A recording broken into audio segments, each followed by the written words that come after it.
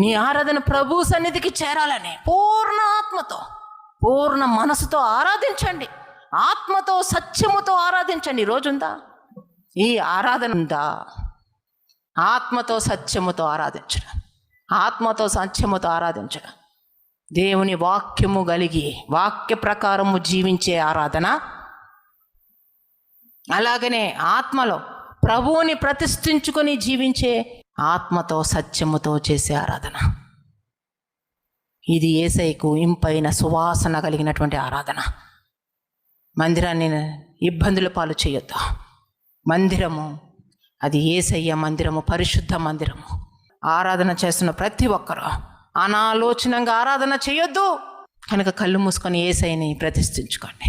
రక్తము కారుస్తున్న యేసయ్యని మీరు చూడండి. ఆరాధనలో శక్తి ఉంది.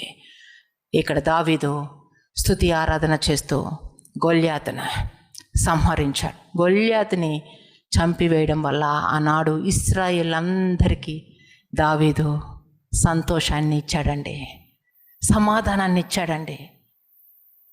ఎవరి జీవితాల్లో ఇతరులకి దీవెనకరంగా ఉంటాయంటే దేవుణ్ణి మనఃపూర్వకముగా ఆరాధించేవాళ్ళు, ప్రార్థించేవారిలో ఆ శక్తి ఉంటుంది. ప్రార్థించేవారిలో ఆ శక్తి ఉంటుంది. కనుక మీ జీవితంలో ఎప్పుడు కూడా ప్రార్థన, ఆరాధన నిర్లక్ష్యము చేయవద్దు.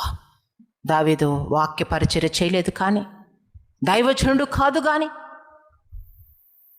దేవుని నామములో గొల్యాతుని ఎదిరించాడు. ఈరోజు మీ జీవితంలో కూడా ఆరాధన ఆత్మతో సత్యముతో చేస్తూ, దేవుని హృదయ అంతరంగములో గ్రహిస్తూ, దేవునికి ఏ రీతిగా ఇష్టమైందో దేవుని మాటకు లోపడుతూ, ఆరాధించి స్తుతిస్తూ ప్రార్థిస్తూ మీ జీవితంలో మీ ఎదుట నిలబడినటువంటి గొల్యాతు వంటి సమస్యలను మీరు సంహరించే శక్తిని మీరు పొందుకోవాలా.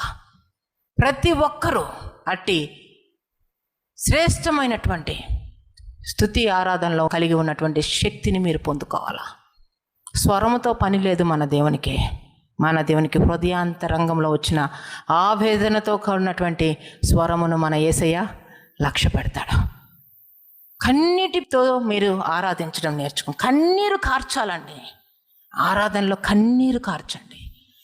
మీ దౌర్భాగ్యమైన పరిస్థితిని జ్ఞాపకము చేసుకోండి.